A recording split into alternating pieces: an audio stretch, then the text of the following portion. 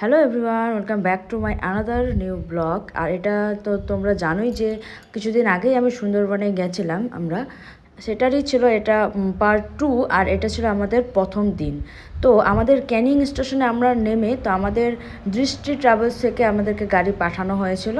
তো সেখান থেকেই আমরা একদম ডেস্টিনেশনের উদ্দেশ্যে গিয়েছিলাম, কিন্তু আমাদেরকে এই জায়গাটা ছেড়ে দিয়েছিল। মোটামুটি এখান থেকে আরও 2-3 কিলোমিটার আমাদের হেঁটে যেতে হয়েছিল। তবে ওনারা চাইলে আমাদেরকে পারতো বোর্ডের সামনে ছেড়ে দিতে, কারণ রাস্তা কিন্তু বড় সড়োই ছিল, ক্লিয়ার ছিল। তারপর আমরা ওখান থেকে সোনাখালি ঘাটে পৌঁছে যাই। এখান থেকেই কিন্তু সব ট্রাভেলার্সগুলো উঠবে। তা আমাদের মতো অনেক লোক ছিল। আর আমাদের একটা বোটে তো তোমাদের বলেছিলাম যে 44 জন ছিল। তো সেরকম অনেক বোট ছিল। আর প্লাস তাদের আমরা যেমন দৃষ্টি ট্রাভেলস থেকে গেছিলাম, আরও কিন্তু অনেক ধরনের অনেক কয়েকটা এজেন্সি ছিল সেখানে। যাওয়ার সাথে সাথে আমাদের ব্রেকফাস্টও করিয়ে দেয়। আর তার সাথে ব্রেকফাস্টে তো তোমাদের বলেছিলাম কী কী ছিল, তার সাথে ফ্রুটি ছিল, এগ ছিল। সুন্দরবনে অনেক ভালো এক্সপিরিয়েন্স থাকলেও অনেকের, আমাদের কিন্তু ভালো খারাপ দুটোই ছিল।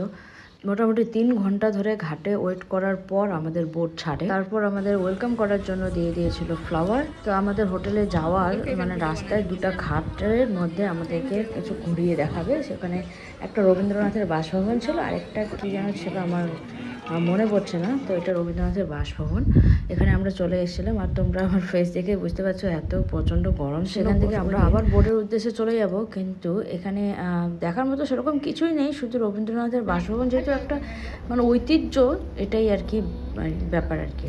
তো বোর্ডে পৌঁছায় তো আমাদের লাঞ্চ দিয়ে দিয়েছিল। লাঞ্চের মধ্যে যেহেতু এটা ইলিশ উৎসব, তো লাঞ্চের মধ্যেও কিন্তু ইলিশ তো থাকবেই। 2 ধরনের ইলিশ ছিল, ইলিশ ফ্রাই আর ইলিশ ভাপা।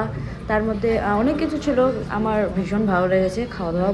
তো সুন্দরবনে যাওয়া মানে এইভাবেই তোমাদেরকে সারা দিন 3 দিন ধরে আমরা কন্টিনিউয়াসলি বোর্ডের মধ্যেই চলছিলাম। তারপর আমরা প্রায় 5টার সময় আমরা আমাদের রিসোর্টে পৌঁছে যাই। সেখানে গিয়ে ফ্রেশ হয়ে যাই। আর এখানে কিন্তু প্রতিদিন ধরো ট্যুরিস্ট আসতেই থাকে। আমাদের আগের দিনও কেউ এসেছিলো, আমাদের পরের দিনও কেউ এসেছিলো। তো যাই হোক, রাত্রেবেলা আমরা ফ্রেশ হয়ে যাই। প্রথম দিনেই আমাদের জন্য রাখা হয়েছিল বাউল গান।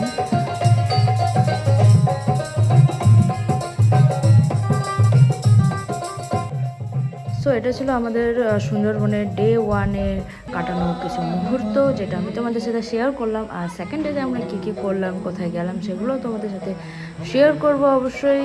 আর সুন্দরবনের টোটাল পুরো 3 দিনের এক্সপিরিয়েন্সটা আমার কেমন ছিল, আমি সেটা সবার লাস্ট ভিডিওতে তোমাদের সাথে শেয়ার করব। তো বাউল গান শেষে কিন্তু আমাদের দিয়ে দেওয়া হয়েছিল ডিনারে কিন্তু মাটন ছিল আর রাইস। এখনকার জন্য গুড নাইট, আর দেখা হচ্ছে নেক্সট ভিডিওতে।